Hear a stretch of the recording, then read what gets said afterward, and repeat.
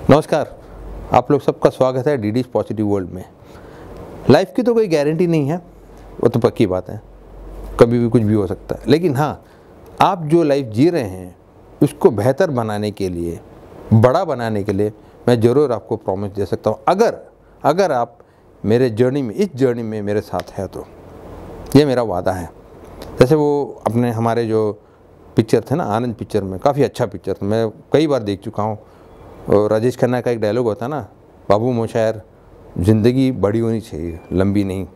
तो ज़िंदगी बड़ी करने के लिए हमारा माइंड का बड़ा होना ज़रूरी है, जो लोग अक्सर इसके बारे में सोचते नहीं हैं, क्योंकि हमारा कंडीशन माइंड रहता है। नकारात्मक सिचुएशन में रहकर हम भी उसमें कंडीशन हो जाते हैं। तो कई चीज़ें जो आती है उनमें हमारे पास कोई कंट्रोल नहीं होता है, कोई कंट्रोल हो भी नहीं सकता, लेकिन हाँ, हम मैनेज कर सकते हैं। ठीक है, तो इसके लिए हमारा माइंड ग्रेट होना ज़रूरी है, बड़ा होना ज़रूरी है, और उसके लिए सही बीज बोना ज़रूरी है।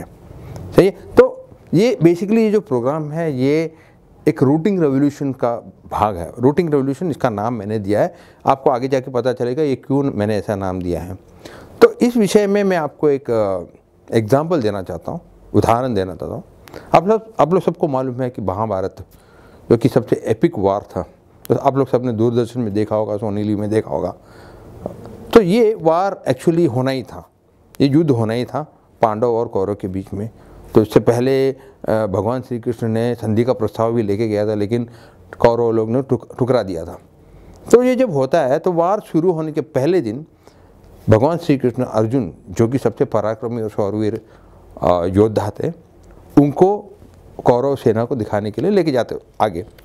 जब अर्जुन अपना कौरव सेना को देखते हैं तो दंग रह जाते, मतलब स्टक हो जाते हैं, अटक जाते हैं, आंखों में आंसू आते हैं, और वो मतलब सोचते हैं कि भाई मैं अपने खुद के लोगों से युद्ध कर रहा हूँ, उनके पर वार करना पड़ेगा, उनके मारना पड़ेगा।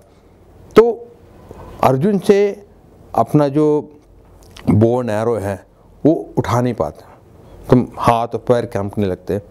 तो भगवान श्री कृष्ण बोलते हैं कि मुझे ये युद्ध नहीं कर सकता, मैं ये युद्ध नहीं कर सकता हूँ। तो भगवान कृष्ण ने उनको जो गीता उपदेश आप सुनते हैं वो बताया। तो इसमें एक चीज़ उन्होंने बताया कि भाई देखो, आप अभी तो अब युद्ध कर रहे हैं, आप मरने के बाद अगले जन्म में अभी आप 20 में से मिलेंगे तो वो बोलेंगे आप कौन है, मुझे तुम्हें आप पहचानते नहीं। तो अभी आपको जो काम करना है, आपको जो कर्म है वो आप करना है, जो कि अधर्म के साथ फाइट करना है और धर्म स्थापित करना है। तो युद्ध तो तभी जाके अर्जुन को एहसास हुआ कि भाई मुझे अपना कर्म करना है। तो यही हमारे लाइफ में भी होता है कि हम स्टक हो जाते हैं, भले हम कितने भी टैलेंटेड हो, हम लाइफ में स्टक हो जाते हैं, क्योंकि हमारे जो डिसीजंस है वो इमोशनल फैक्टर्स पर डिपेंड हो जाता है। तो इट्स नॉट आउटसाइड कंडीशंस में डिपेंड नहीं होता है। हम ऐसे सोचते हैं कि भाई आउटसाइड कंडीशंस में की वजह से हमारा डिसीजन गलत हुआ, लेकिन ये अंदरूनी जो हमारी जो सोच विचार है उसकी वजह से हमारा डिसीजन गलत होता है और हम सही निर्णय नहीं ले पाते। आगे एपिसोड के लिए जटे रहेगा। शुक्रिया।